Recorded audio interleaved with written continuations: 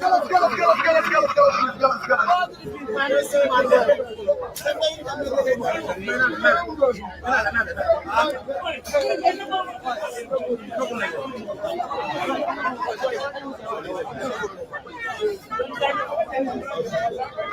right, once again. And for the final time, we are going to address the crowd. Thank you. Our entire team is being released, and we are back. Okay, one more person is here. Sido. Sido down.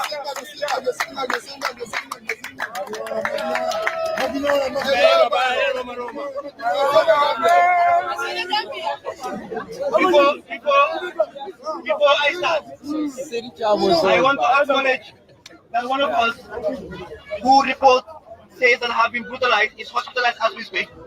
Our hearts and prayers goes to get off pen. We are going to stand by you, and we are coming for you and any other person that made it that injustice and violence on you. Moving forward, Gambians, accountability is the bedrock of any democracy. Hakim. Transparency is not free, and justice must be timely, visible if it means anything at all. When we went out on Thursday, we know the price attached. When you see freedom, it's not free. And the price for it is one of the 2 nights we spend behind bars and in the cells. So I assure you, this is the beginning to the end of anybody that wants to use our state resources to enrich themselves. Power! Power!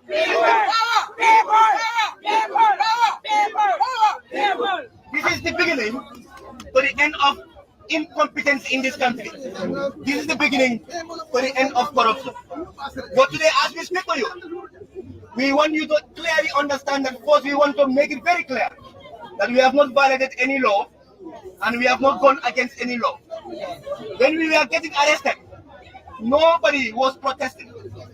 We were seated on a tree like this, and then we got arrested without speaking anything, without holding anything.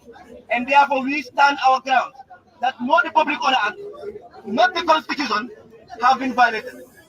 Moving forward, we want to thank each and every one of you that started behind us. You see, the time they arrest us, if everybody sit at home and we use social media, probably would have been in cells after that. For protests to leave, one is arrested, one is alive, and that one take the streets. Thank you, Gambia.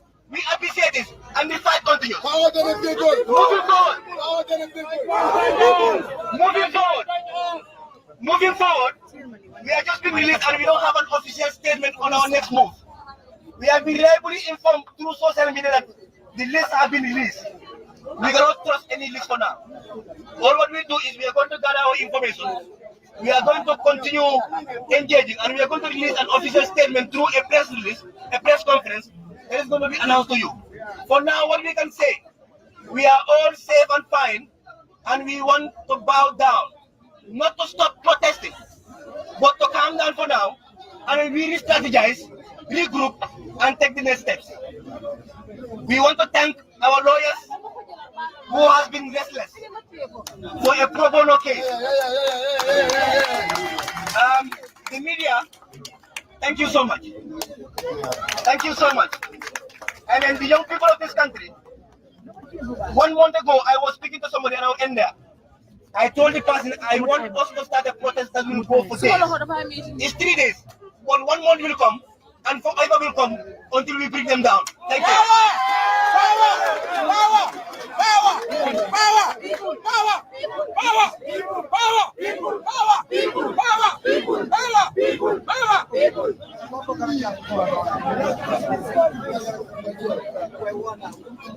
Assalamualaikum. ñu ngi nuyu yéen ñëpp ñu fi taw ku nekk ñu ngi laa nuyu seen tur ak seen sant ñeen ñi fi ñëw moom ku nekk gis naa ñuy gërëmaate waaye man du ma gërëm kenn because man su ma def dara pour suma bopp laa ko defal yéen ñu fi taxaw taxawal leen ma fi pour seen bopp ngeen fi taxawal pour seen ay raka ngeen fi taxawal pour seen ay doom ngeen fi taxawal soo fu nekk fii léegi kenn warut fee gërëm kenn ku fi def dara rek sa bopp nga ko defal réew mi nag 1965 ba tey few families ñoom ñoo amee Gambia taka ñëpp ci buumi njaam ñoom ñoo daan enjoy first régime di enjoy second régime di enjoy third régime dëkk bi nag foundation yi dëkk bi si boppam dañ ko bil si kaw loo xam ne nii nekkul dëgg te loolu noonu pour ñu mun koo génnee foog ñu pousse affaire yi yëpp ba mu eggaat ba si suuf ñu war koo mun a édékiwaat yéen ñëpp ku nekk dañ dee seetaan gis ngeen lan moo nekk di xew si biir àdduna bi amul benn dëkk boo xam ne nii si biir àdduna bi ñoo xam ne léegi ñu ngi enjoy ñoo xam ne dañ toog seen biir léegi ak social media door di enjoy ñoo xam ne dañ ñu nekk di ñu luut dara su fekkee ne jaral na leen ko yéen ñu nekk ndaw yi dëkk bi war na leen a jaral lu ko ëppa pour ngeen jël ci gis ne dëkk bii nii tegu na si yoon kon su fekkee ne paa yi dañ ñu féel oto yi féel ñu ñun waruñoo féel suñ bopp ba pare ñu féel suñ njaboot waruñoo féel suñ bopp ba pare ñu féel suñ njaboot ba pare ngeen déglu because days coming you will see a good executive ba pare days coming dinañ finance a permit ba pare days coming su fekkee ne liste bi génn na we have a whole lot of unanswered questions in this country 66 xale dañ fi jóg fii nii ñu dee si ay garab yoo xam ne nii ay fake medicine la report bi ñu jël ko ba pare dugal ko si ron nit ñi bañ a gis lu xew nit ñi ñu ngi bulldoze seen kër yi biir salaaji kenn xamut lan moo xew dëkk bi dañ ko sampee noo xam ne nii loi bi dafa nekk rek pour protect nit ñoo xam ne nii dañ am port autorité def nañ ko xool ne 300 millions réer na si ay fiw jigéen ñoo xam ne nii ñoo ko jël ba pare affaire yi du dee mujjee fenn kon aadis dañu war a taxaw góor yi taka seen diga jigéen yi taka seen malaan waru tax am ba nga xam ne léegi nit sax su fekkee ne war naa def dara war nañoo ñun xalaataat war nañoo toog ba nga xam ne suñu mer dañ ko war a emale si social media rek binda we should be very practical in the way we do things we should be very practical in the way we do things kum nekka emale wuñ ko si ñaari nit 20 nit wala 2000 nit lii su paree dañ ko di gis sax dina am membership su fekkee ne $10 sax emoon di ngeen ko teg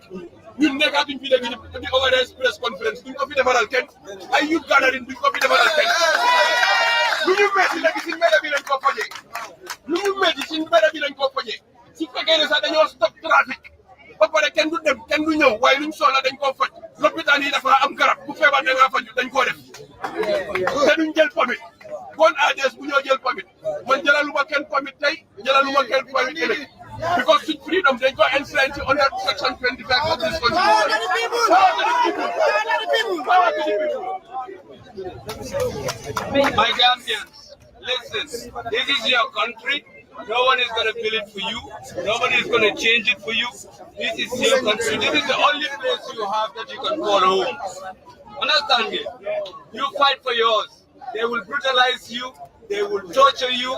They will violate you. But there's one thing that cannot violate. It's your spirit and your dedication to a new society. This is a country where people go to bed hungry. This is a society where kids go to the hospital and die. And people go to the hospital, they come back without drugs, they come back without a doctor, and people, we are so humiliated, man. So what we are going to do now, we are going to march on. The list is just the beginning. This is the beginning. Don't make heroes out of us. Make heroes out of each one, every Gambian. Do you understand? We are not here to create martyrs and heroes. We are here to create a new citizen, a citizen conscious of their responsibility. Thank you. Assalamu alaikum Gambia. Bemo be konton na mo na Gambi. Kontanta bakele. This shows that the young people, if we are united, we can achieve everything. Few days ago, last month, the assembly, the Kaidan Nebo, Sunaro member carrying Gambia Korojak. Ninter funding German Wulika, Sunaro Yimboja, Nabanko Tiana. Science and Anamawai Kono receive right now. Can you imagine they are selling Humaji for $3,000? Can you imagine that Gambia? They are selling cars for $5,000 Gambia. They are selling cars for $10,000. Boys, today on your so from now on, we don't need any permit to go out. We will fight the system. We will change the system. We are going to be united. Thank you, Gambia. All the people. So me for ka wala mi ko. So me for ka wala mi ko. Me mo be tan la sal. So me mo na jam. Me mo be tan na me wala mi ko. Mo be se la so ko na ko today. Mo be tan na ko mo be se la so ko na ko today. Because when they get wala mi ko. Mo kuru na tin na ko. Ban me fa la wala mi ko. Ko le ñu ko ko anu ko ni mata dana ko lo kalo ni ta boro ko dole en ko dole man suya be yo ta pindile ni ko dole man pindi ni kalo man pere man ta ko na ko man ko la bole wala mi ko mal be sama ko ma plale ko ala barka baate man so mo le ko ala barka assalamu alaikum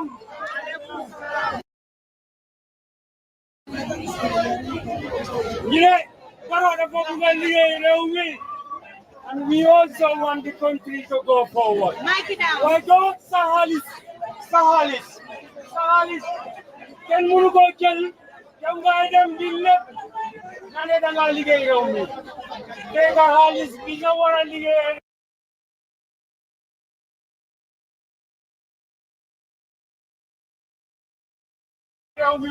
It is a generational wealth. Loolu moo ñu tax a jóg nekkul ne politics moo ñu tax a jóg the politics is to get the thing right. Without you people, we will still be in jail. So thank you very much. Thank you very much. Thank you very much. Anthony, thank you everyone for coming here today. All that we wanted to tell you is, please, we do not want anyone to resort to any abusive words. You've been very democratic, you've been very respectful, you've been very considerate. We appreciate everything that you're doing. This is the only way out to confront the system that seeks to intimidate us. We are more powerful if we are united. But if we allow them to divide us on our tribes, we will end up being very susceptible to their manipulation. We are all Mandinkas, Fulas, Jolas, Sarahules. If we are better off with one tribe, Allah would have created us into a single tribe. Let's respect our differences and embrace our similarities. For us, it comes to victory. Thank you. She was there with us from the beginning. I know she can say something. No.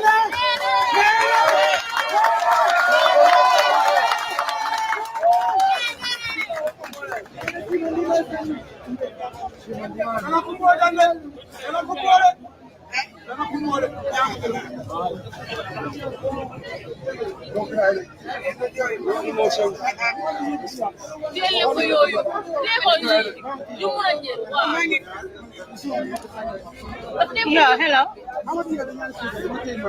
Hello. Wow.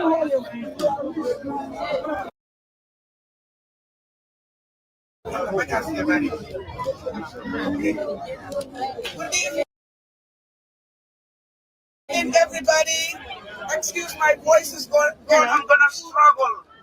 I'm not to talk, but to just appreciate everybody. I am so proud to be a Gambian because of this movement. I am so proud to be a woman because of this movement. I am so proud to be a mother because of this movement. Because it's a formidable movement. The rocks will come in between us, but I believe that everybody that is here believes in that same cause, the unity, the strongness for us to come together and salvage this Gambia. We can't allow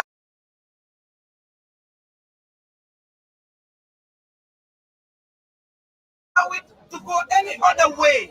It is our moment. We have to take it in our hands, but we need to be very, very responsible. Okay? Like my comrades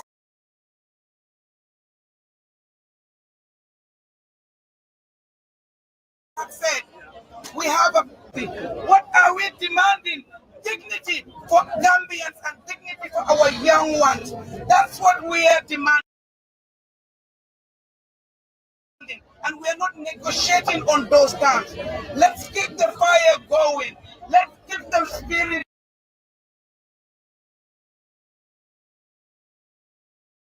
going. But let's be coordinated. Let's be coordinated. Let's be responsible. Let's be rational, and let's not allow emotions to drive us. We can do it. We can do it. We will do it. And it is gonna be done.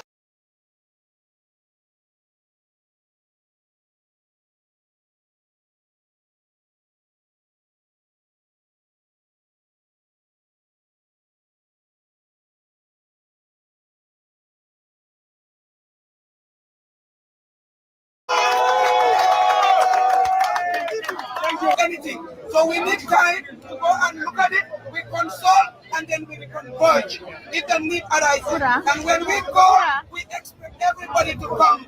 Power to the youth! Power to the youth! Power to the youth! Power to Gambia! Thank you very much and good night. Thank you, thank you, thank you.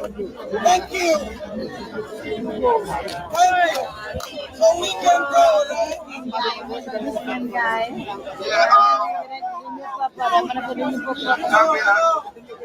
Thank you everyone for coming and fighting for your country. And ñëpp ñoo ko bokk ak Gambie.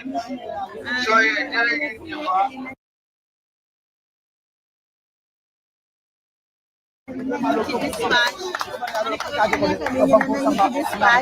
Why ñun moom as a media house all the time comme ni ma leen ko waxee rek we won't go ba gis ne ñëpp dem neen ma ne ko ba gis ne ñëpp dem neen su ko defee rek di taxawal ñu bàyyi la rek nga nuyoo askan bi wax leen yaay kan ak sa taxawaay si bés bi. man daal dama ñëw pour jàppale rek man ci Jaan Jaaw laa tudd maa ngi gëm sa bopp ma ñëwoon pour dooleel suma morom yi rek ak suma naataangoo yi nga xam ne ëllëg suñu jógee ñoom ñoo dee ñëw dugal ñu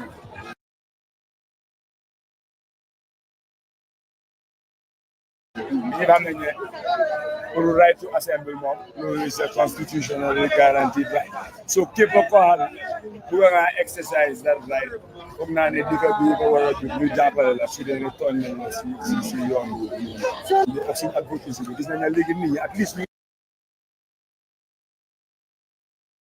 gën understand ne accountability loo xam ne la su amul rek dëkk bi mën a dem si kanam macha allah tey ñu gisoon ak yéen seen team bi yéen a ngi even organise press conference waaw yee xam nga ku nekk dafa am foo dee jàppal ñi ba am responsibility so am na ñu bëri génne nañ statements buñ sa booba as an institution amoon nañ press conference waaye ñun nekkul ne ñëpp a nekkoon foofu noonu parce que ñun man maa Tigo yow gis na depuis protest bi bu mu dooree organisation bi yëpp ñu ngi woon foofu noonu ak coordination so ñeneen ñi nekk si groupe bi ñoom ñoo nekkoon di coordonner press conference waaye ñu ngi am statement yoo xam ne génne nañ leen nag bii nañ si yoo xam ne ñu ngi si taxaw bi fan la nekk waaye teew na si ñoom si bàyyi woon si protest maa ni nga pour si ñu ma kay nga take over ñu ñoo ne rawat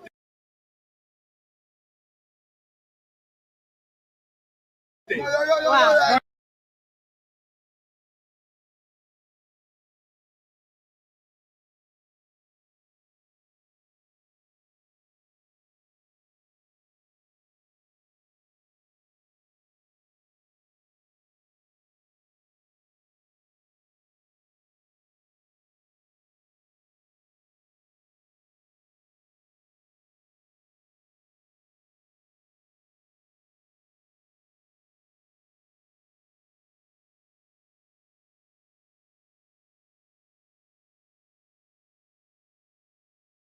ma ne ko gis neen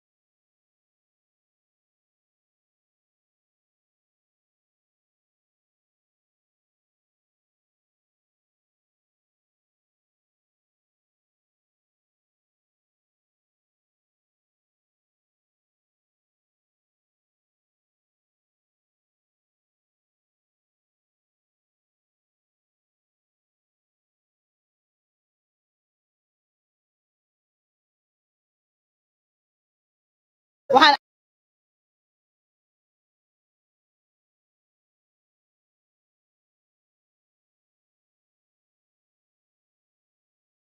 gannaaw dañ bari woon trop.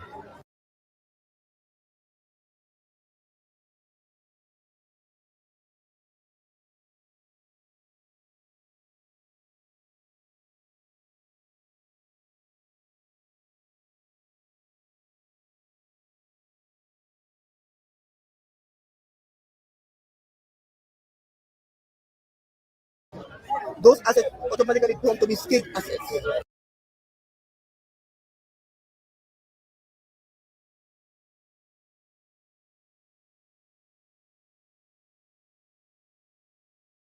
Da ngaa use ne naka la citizen ni Gambia understand ne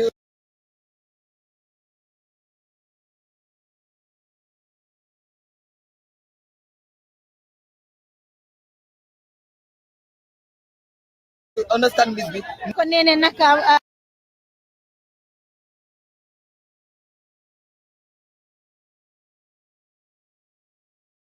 Gambian bi nga xam ne all the time daf dee taxawal Gambia. Gambia tey am jom. noo tudda. Bintu Seka laa tudda ma waxati. waaw waxal. yow.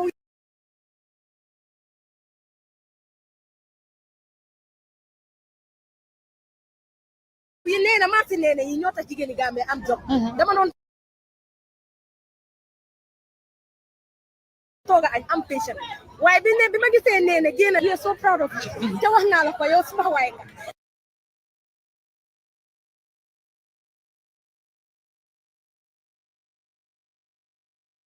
yow when it come to Gambia danga dee taxaw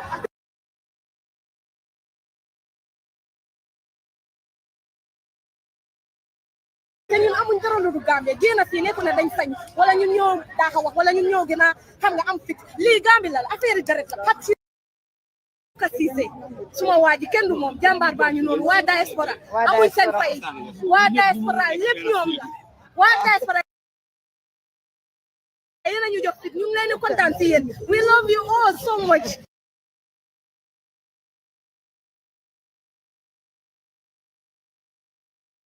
lii rek lañ bëggoon ñu release gars yi jaama am waaye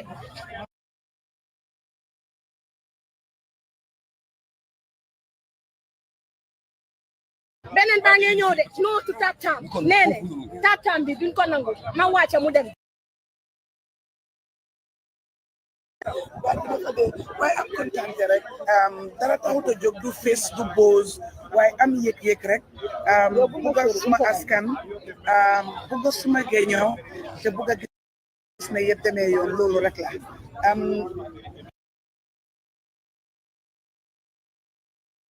dafa am yenn yoo xam ne dañ la ko dee mooñaale da nga toog noo bañ doo ko mun noo bañ doo ko mun yàlla xam na ne dama toogoon ne du ma génn du ma dem parce que xam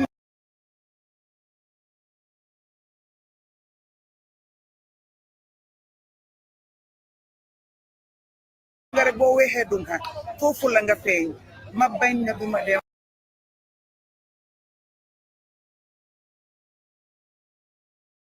waaye asta bu dara yëngoo ci man and yooyu noonu xam nga bañ maa ne toogal sa maa doon force di jooy di xatta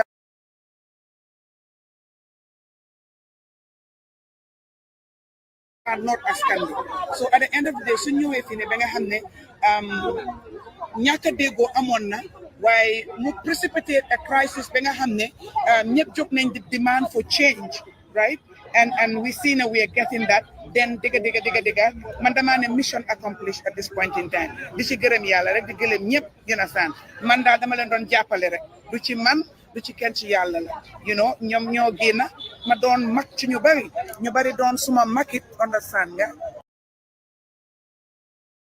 and ñu bari nekk suma mun a nekk suma doom moo tax loolu rek ma génne rek te anything that has to do with Gambia man boo ma ooyee dinaa ci jóg anything loo xam ne has to do with jigéen man boo ma ci ooyee dama jóg saa yu nekk dama koy wax man dama ne bu jigéen kontaanee ma kontaan bu jigéen feebaree ma feebar bu jigéen tiitee ma tiit bu jigéen jógee ma jóg kon jigéen ñee ma ñor. nee na ñu dugg tuuti si diaspora bi waa diaspora dinañ ne nit sori na waaye xolam mu ngi si dëkk bi ñan ngay wax si diaspora bi ñoo xam ne tamit taxawu neen la. macha allah bari nañ lool man suma téléphone bi dama ko bañ bi dañu utal power bank everybody is reaching out everybody is calling am na ñoo xam ne xawma leen musuma leen a xam but they will reach out on messenger to show solidarity to say ne seen xolang fi bëggoon nañ cee nekka so ni ma ko waxee rek it's not about any one individual it's not about a group it's about Gambia the cause is about mother Gambia and su Gambia jógee ñëpp a war a jóg lu am na lu may dee wax lu nekka loo bokk doo xaar ñu oola ci te man dama kontaan ne nit ñi xam nañ ne yëfi Gambia dañ ci bokka te jóg nañ xaarul ñu oolañ ci soo di gërëm ñëpp daal parce que fii su ma fi bëggee tudda naka tudda ay tur damaa juum te su boobaa mun naa am xëy na du ma juum sax waaye mun naa ñàkk mutale parce que liste bi bari na te diaspora dañ bari soo di gërëm ñëpp dina san bàyyiwuma kenn ku wax ku waxut ku jóg ku jógut ku ci def sa tuuti ku ci defut ñëpp daal ñu ngi laa jaajëfal di leen ñaanal onasaan nga na jàmm gën a yokku ba pare nañ xale yi boobu di dal ñuy waxtaan di déggoo si ay kaddu loolu rek a mun a yóbbu rek. nee ne jamono ji dama bëgg nga jàkkaarloo président Adama Barrow soo doon wax ak moom loo koy wax. ne ko ñun ñoo ko fal te daf ñu war a déglu daf ñu war a yëg olof daf dee wax ne nit ki doo ko yaakaar ba pare yëg ko daf ñu yaakaar parce que ñoo ko fa taaj soo buñ egg ci yëti yebel saa yuñ amee réeroo nañ toog di waxtaan te bu ñuy ñaxtu nañu déglu buñ ko defee rek ñu déggoo loolu rek moo mun a yóbbu kii moo mun a yóbbu dëkk kanam nañ di waxtaan. ñi nga xam ne ñoom la fa teg noo gisee seen liggéey. ni ñu seen wax dama koo chef bi beneen yoon bi ko am naa lu bari lu ma leen war a wax parce que dama ko war a wax ak baat bu leer baat bi dafa dee fu mu nekk nii. kon nag nee wax lii ma ne ko mu ne ak baat bu leer kon nag ki la ngi nii ki la kaayee nii ñu wax si biti dina ma ne déedéet musique mu ngi fa and the same time tamit ñit yaa ngi romba ka romba ma ne ko ki la ngi nii moom it ñu waxtaan ak moom gis ngeen ko youth monument bi daanaka fu mu nekk nii ñëpp dem neen ma ne ko ñëpp dem neen ñun nag Gambian Talents TV yéen ñi nga xam ne yéen ay seetaan yéen a ñu ñor toog leen rek ma indi leen ñi fi nekk fayal moto bi kila ma ne ko fayal moto bi kila gis neen sa liggéey tey sax da ngeen organise press conference suma team baa ngi fa woon unfortunately nag da ngeen am ko cancel because of tension bi nga xam ne moo fi nekkoon ma bàyyi la rek nga nuyoo askan bi wax leen yow yaay kan solal lii. Assalamualaikum, maa ngi nuyu everybody from east west north south dina yi ma like ay doomu adama yi di leen nuyu di leen ziar bu baax a baax waaye. So kila tey loo doon def fi. No, dama ñëwoon rek just to facilitate and hold the situation as well, and also initially dañ ñëwoon for press conference as team Boom Sa Boppa, and then after that we came to study the ground to see what was the situation on the ground as well, but by the time I was trying to also tell the youth to let the cars go. At the end of the day, comme dëkk bi su dee réewu démocratie bi la I do believe ne comme ku nekk war naa mun a exercise the constitutional right without disturbing nobody, so loolu mooy situation. Thank you. All right. So kila yow moom suñ kila nga dinañ la indiwaat beneen bés comme nu ko gars yi di ko waxee rek fii daal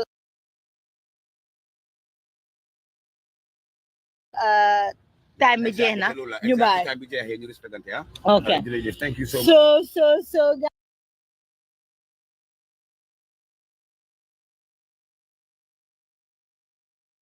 Gambia is still rek ñoom dañ bëgg a respect loi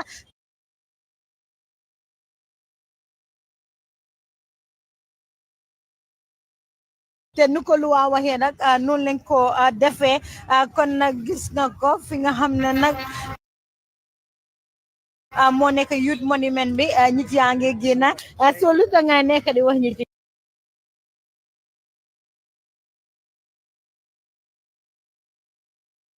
ñu dem. Oh no. No, pare nañ already. Yeah, we've actually been able to send a message, and it is only time. ma ne ko fu mu nekk mu ngi génn ñi ci nga xam ne ñoom ñoo fi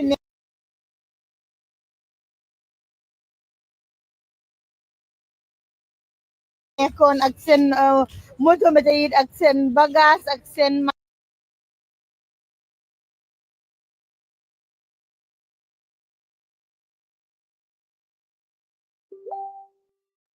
Mike ñu toog kon nag loolu leen gis right now bu ko defee rek ma déglu sa kaddu su ko defee askan bi dégg ko na nga def noo tudd Aboubacar naka Makalo Africa for Africans. Okay. Call me Africa for Africans because I'm a Pan-Africanist. I always strive for the youths, you know, not only Gambia, but Africa wide. So that's it. So, yeah, we feel now for the youth. We are here, you know, chanting for youth, but alhamdulillah, very successful now. We have been released, but now we are waiting for our leaders to come with another, you know, strategies. What are we going to do? Because we are not going to back down. Our release must be released, and then they have to tell us how do they, you know, sell our property. But the property is our property. Understand? We don't sell Jamaican property, but it belongs to us. Understand? So this is not a politics. This is not, you know, affiliated with any political parties, whether you are from NPP, or whether you are from UDP, or any other party, or these national interests. So thank you. I'll also continue. We are going to do this unless our demands are made. Thank you so much. All right, thank you. Okay, then we'll go on. All right. What am I so saying? I was a tour with access and Alhamdulillah,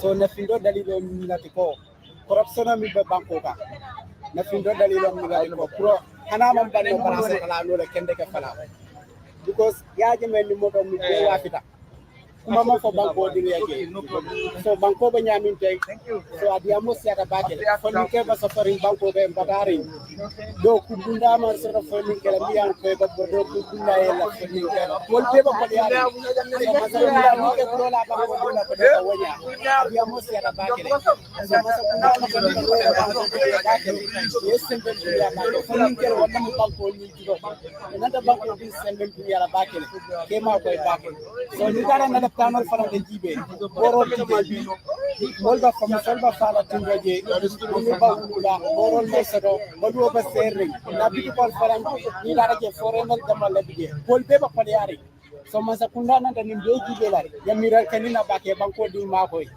yani ba fara bela patio sembentu yar ni ma ke DP amake NPP kudi amake GDC kudi mu banko laji banko din bela findila ni somba mi fo baro doram enough is enough akanyanta so banko din sawo kay beba kunin gan anu nanta continue la because nanna ti election on ananta continue la kenda ka fara puru tonya e sabati banko ka banko din I have to enough kan minna banko ka masakunda e de mata e sodo sombana kubo kanya rega na sister baraka bage ndaba mo na sima baraka bage. All right, Mohammed, sa ligay bi rafet na unfortunately na gis ngeen ko sun brother bi nga xamne mo doon lead protest bi di kemo naka la fa taajo suma baat bi deena dega now that our leaders are free we will hear from them for subsequent action. When I was just holding in trust the continuity of this protest for the mission of my brothers. And now that that's here, we will let them tell us what's next and how do we proceed.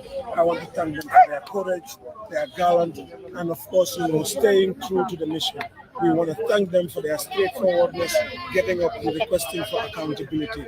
So thank you to the rest of all the people, Saibo, Omar, Senu, Kex, all of these guys. Wow. Thank you so much for stepping up and standing up what is just.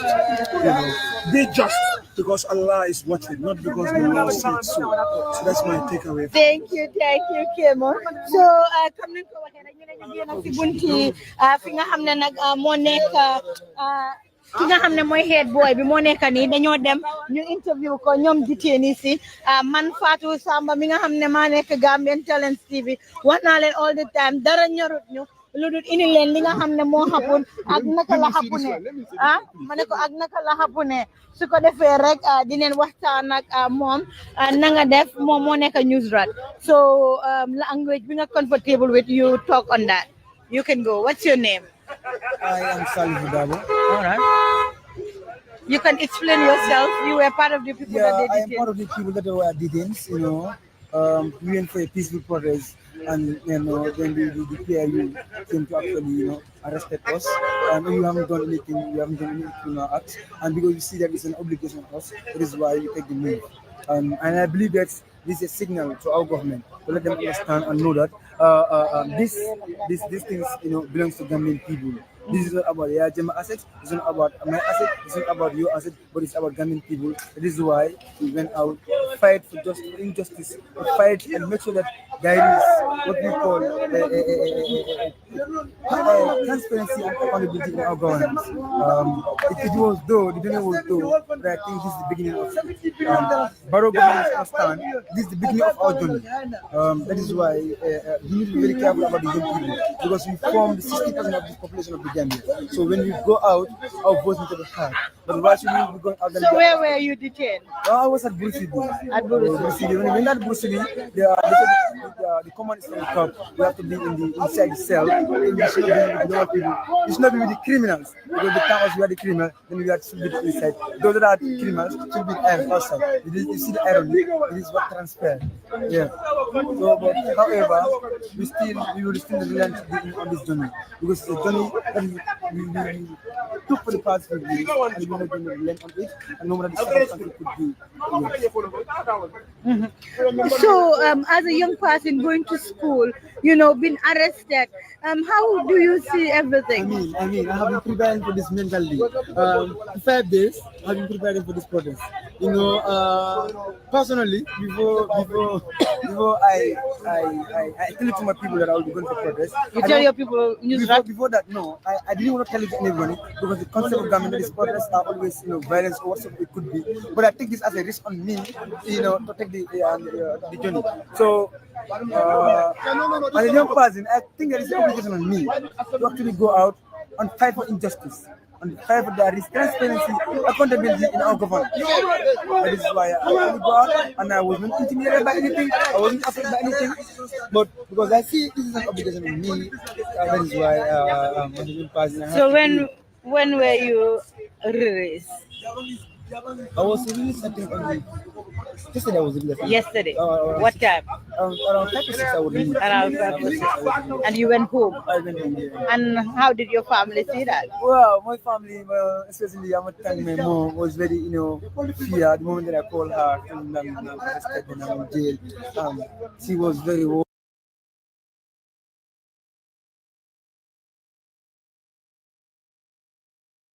worried, but I told him, look, this is how I found myself, and this is the journey I want to take on, and this is the person, this is what I have the passion for.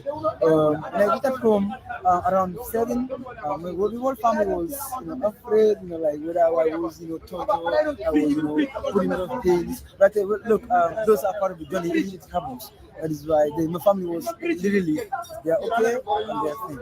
Now, I'm okay. All right. Thank you. It's still Gambian Talents TV. Ñu ngi live and direct fi nga xamne nak moy Youth Monument bi ñu ko tecc, but ba légui rek comme numa len ko waxé ñu ngi bay gaay tay way ñeneen ñi nga xamne nak ñom ñoy youth ci ñom nak ñi nga xamne ñom ñoy dem school ñaari Newsrat student yi ñom lay just interview kenn la interview des keneen ki na nga def ak what's your name? I am Abubakar Sise.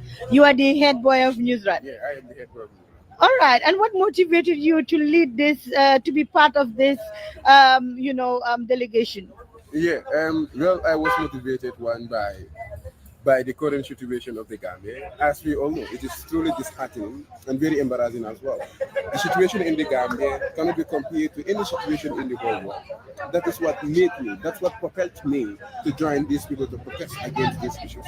Because this is what leads, this corruption has been endemic in the Gambia. Corruption has been a cancer in the Gambia, in the fabric of this society. So that is something that we have to bar. That is something that we don't have to encourage. That is something that we cannot motivate in our country. It's high time you put a stop to some of those issues. Jammeh was here for 22 years. So many illegalities happen in our country. And then now we are in the Barrow's regime.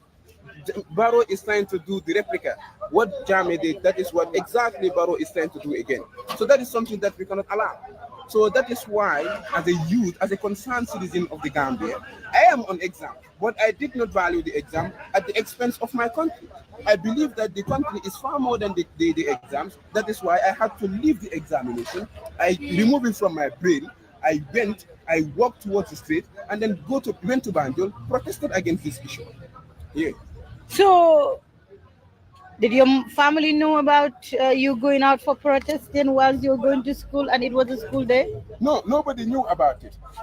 What happened was that I was in fact sick. When was the protest? Was it on? Sorry, maybe I was traumatized by the police. I can't remember. On Tuesday. Was it?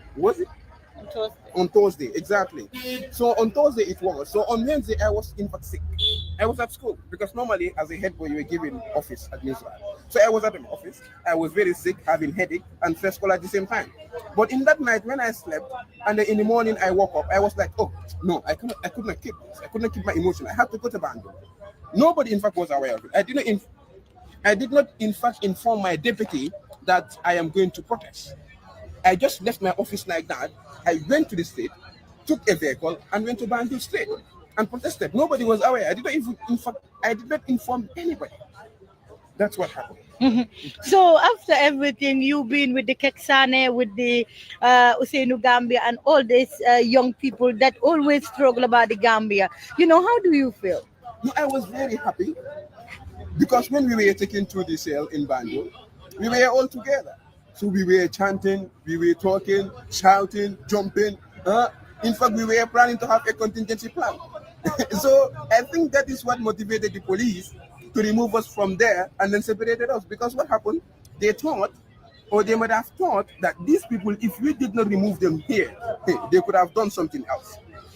So I was very motivated. In particular, I was with Keksane and then Mafudi Fati in Banjul. We were the same. We were in the same cell. So we were talking about the Gambia. I was motivated. I was very happy with them. Yeah. So after everything, now been released yesterday, Friday, and your other colleagues were not released. What can you tell us? I was dismayed though. In fact, I had to reject it at first. I told the SO of Banjul that I cannot go and leave my fellow youths here. It's either we are all released at once, but I cannot go and leave them here. It means that I am betraying them. But I did understand that I am on exams. So on that note, this is a privilege given to me as a student. That is why I was also given a self-bail. So that is something that I had to accept at the end of the day. And tell us, your family, how did they react? Well, let me say, the old women, they will tell you, Ibuka Mansa challenge. You didn't challenge the government. Mansala warata mobiti. The Mansa government is bigger than you. If you wait, because the thing is, in the Gambia right now, let me tell you one thing. Most of the people, there is something fresh in their minds. What Jammeh did to them is still fresh in their minds. The dictatorship that Jammeh carried in the Gambia is something that is fresh in the Gambia's mind, especially the old women. They will tell you, don't go. You should have not done this. Be careful. The government, they can kill you. But the young ones, they will tell you, oh, thank you so much. You have done something great in the world. You've motivated so many people. This is something that now most of the youth would have to emulate. They will say, oh, this is our fellow youth who did this. No, I am motivated. I will also do it because he is telling us, he is raising awareness in the Gambia, telling you that this is your right and responsibility. So that is something that I am very happy. Some of my family members, they encourage me that this is something that we need to keep on doing because it's for your country. In fact, the day we were arrested, I think 30 minutes before we were taken to the cell, I wrote something on my status. Before I was taken to the cell, I said, Bankukuolem, Nafa. It's about the country, let me die. So that was the time I entered into the cell. I know from that end, so many people tested, but unfortunately, I could not reply to them. So they took your phone? Yeah, all my materials were taken, my food, my watch, my belt. Yeah. In fact, my mental auto. And I'm used to having mental auto with me. It was also taken. All right. Yeah. So can you just explain everything you just explained here in Mandinka so that our Mandinka people can also understand? Yeah, you can tell us your name, your status and everything. Yeah. Mtam Abubakar Siseneti. Baza old Joshua wuluta wuluta kuluta to fana bari intata non kombo isfana baswe munyusra student la tentalo nyusra student la nyatan koti ning kuleti ni yalon ko Gambia non be la nyande ka nyinka because molia realize ko do mi yalon ko mansakunda ni mansakunda mi tambita ila nyatan ko ning ay property ni be so ay fengol ni be so e kata fengol leti miliyalon ko ye wafi ye di mol la miliyalon ko tal dol malo so wolo ya tinden tal be wilita ntata banjul pour que ni fengol ye wafi miliye ni fengol tata nyaadi le juma du da horto kono pour ay fintina mol yalon ni be tiri wole mol be sanga banjul anu nyim ko leti miliyalon ko na ci Gambia no be because akudo din siyata akudo dorong sa Gambia fo develop as a development back in Gambia for jam. So we could have ko Gambia no miyalan ko you are concerned. Gambia no miyalan ko you left the banko. Imagine ka siye bulula nyo ka yaf ahunta te nyike. Ni mun tam yeso de Gambia ka wi ka Gambia la ko kira mu tam yeso de say. No. Tuba bol tata no. Ye nyina bay nyina corruption. So wala ya tin nan telephone wi lita. Ninna boyo. So my head boy or our head boy, can you just give us 1 minute? Because you just big information amna kena kun detain on ko hamne right now in the hospital because of yaramam bul them please so that you can explain. All right, nanga def no to that ak yoy kan language bi nga comfortable with mar la tuda santangang. All right, man lan moy sa status ci Gambia bi loy def Deguma loy def ci Gambia lumay def foy liggéey ma ngi liggéey Gambia participate.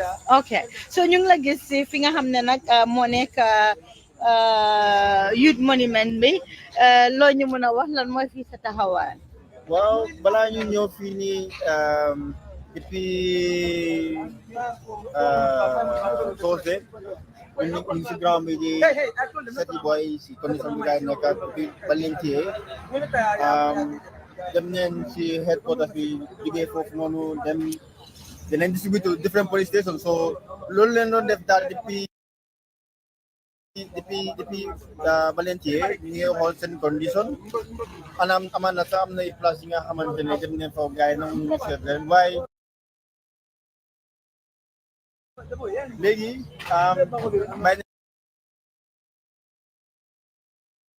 mu ngi on social media Minister of Justice publish nañ ko Minister of Information publish nañ ko so léegi dañoo war a dem toog gëstu liste bi loolu lu waxee tey léegi wala fan yi si kanam dinañ seet bagage yooyu noonu ñu xool tey awa bu dee mobile phone la jënda wala moto la jënda moto boobu noonu ana mu ngi ko jëndee wala ñu ngi ko jëndee ba méngoo na ak moto boobu noonu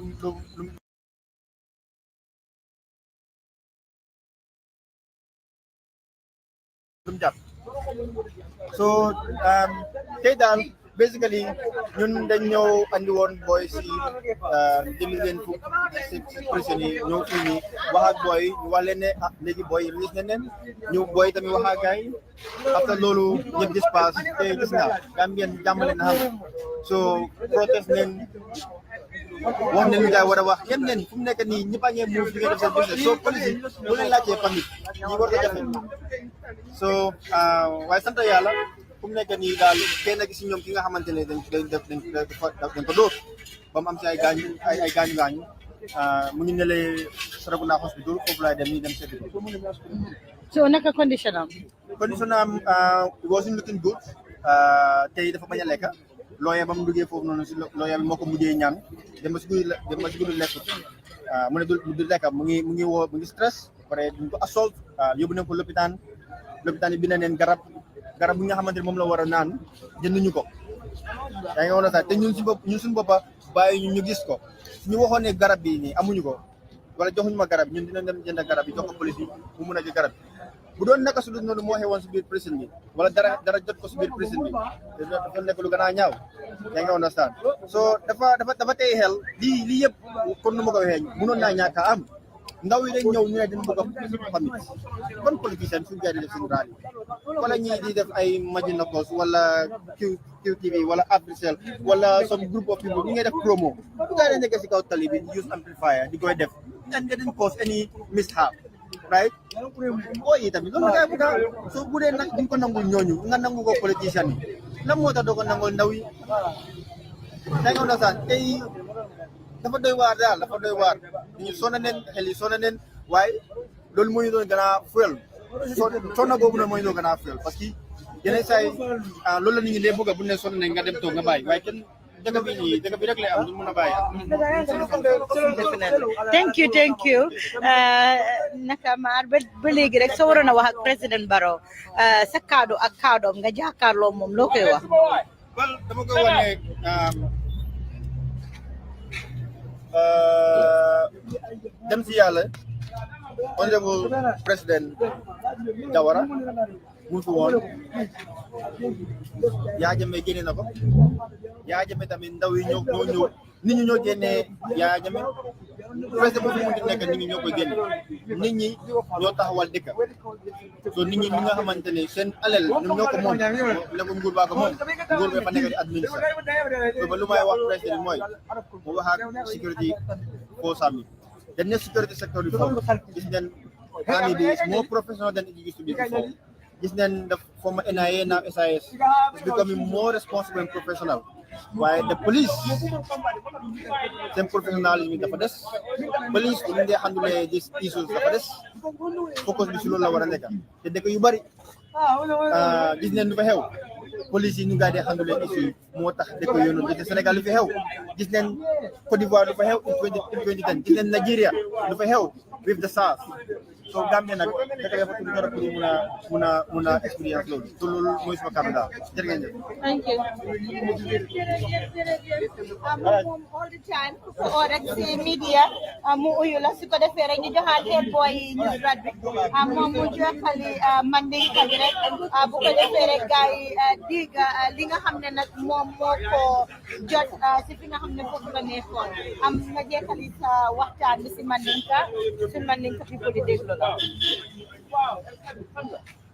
Yes, assalamualaikum kembali comme ça ta ko ka fana banku poli ni bisa wala tin nan bita ta jona wala tin jeni kan ikan ares na sabe na status ka ko banku poli na fa nim bije doron wala ñimu banku poli nim faala bije na tara faala ben niji na fa doron ni entre gagner ko ben poli di na gagner because na la ko losses tigi insan banku poli momo dundo de ma losses ni because aba am safo comme ça mol ka fanya min doron banku ka ke ifan ke la banku kala ko gana warandi am kule tin yalo ka adama dinya abolo kon so wale im fanan propel pour na ni protection so na Gambia nol be kumandi be be against corruption because nin kata wolong government ko do wamul bil la banku kan nimmo mo fu ya mare wuli yala ko do ben banku kan but ko do nin akadunda mi wotolon problem mo ko do ñing akatara 1000 francs bul wotolom problème mo mul ko do sere jëlam yalla ko ba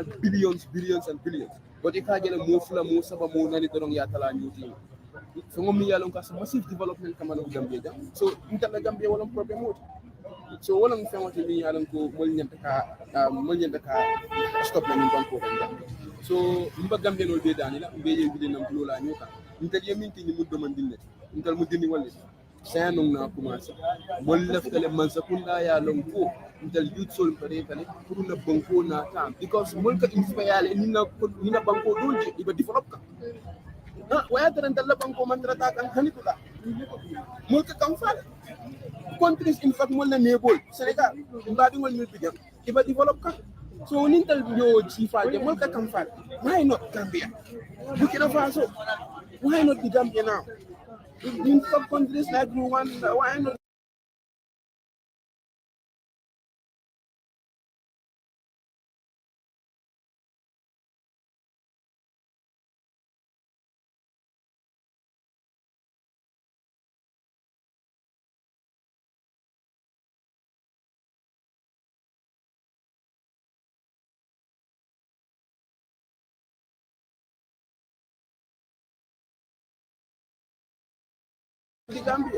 Talents TV, we are not here in for the youth, we are not here in for government all the time. Ni reklamo deme jërëjëf Fatou Samba ak Tip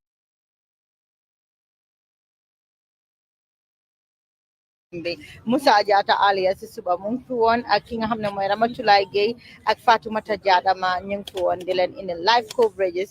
Let's keep going.